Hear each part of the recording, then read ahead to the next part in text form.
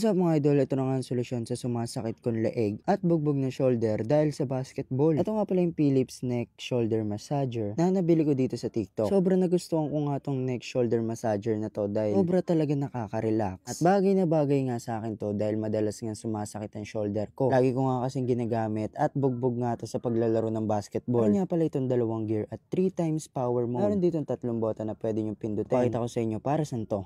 Massage on. Relaxing mode. Neck care. Intensity level 2. Massage on.